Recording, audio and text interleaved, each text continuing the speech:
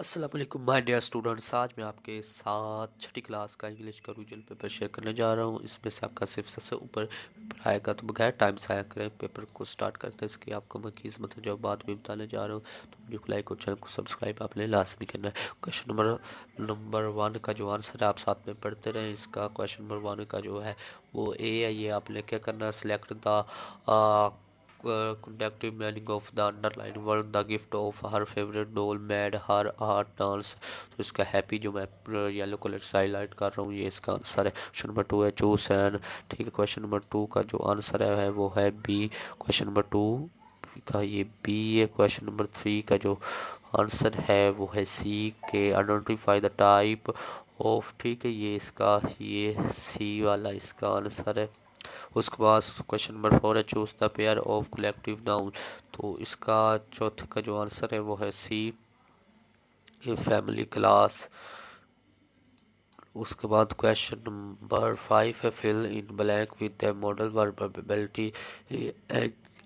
ठीक है, पाँचवें का बी है। पाँचवें का क्या आंसर है? पाँचवें का ये बी है कैन। उसके बाद ये आपके पास ज़्यादातर नज़म आएगी। अगर नज़म नहीं आया पैराग्राफ आएगा, तो नज़म आपके पास यही आएगी। Paragraph instruction read the following poem carefully and answer the question below through grandpa was. ठीक है, तो notify the personality of grandpa according to the poem. तो आप पढ़ लें इसको। ठीक है, छठे का बी है। पोइम को आपने लाजमी पढ़ना है, इसका सैलेंट है। मैं आपको पढ़ कर भी दे देता हूँ। Through grandpa was a quiet man he through his lesson will he showed me ways to understand with stories I still tell.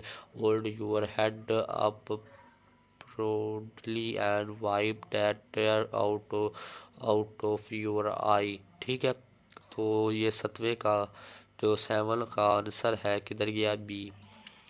इसका ये वाला बी है, बाय टेलिंग हिम स्टोरीज।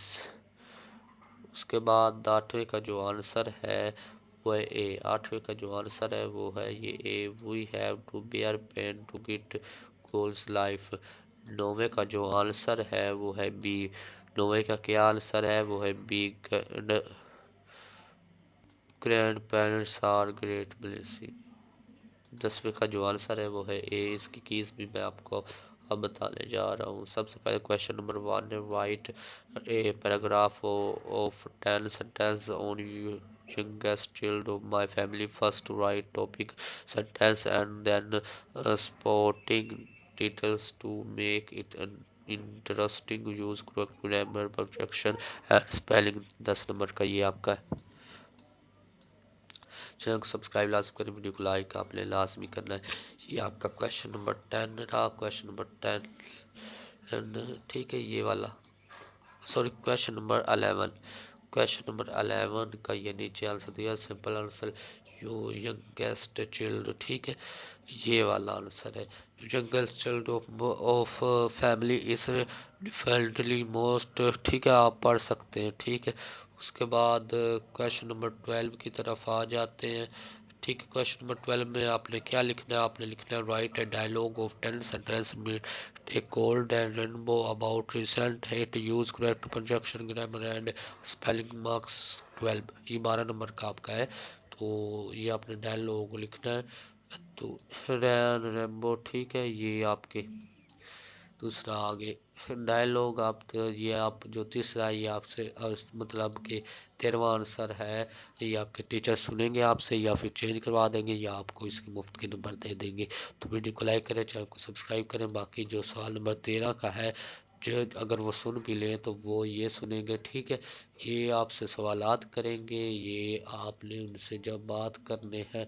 ठीक है, तो वीडियो को लाइक कर दें, चैनल को सब्सक्राइब लाजमी कर दें। इस तरह आपको मार्क्स दिए जाएंगे। तो स्कूल रिलेटेड अगर आप न्यूज़ लेना चाहते हैं कमेंट में करें, और अगर आप बेसिक मैथ का कोर्स करना चाहते हैं वो भी कमेंट में करें। उम्मीद करता हूँ आपको वो पेपर समझ आया होगा। समझ नहीं आया तो रोक कर दोबारा सुने या इसके स्क्रीनशॉट ले लें।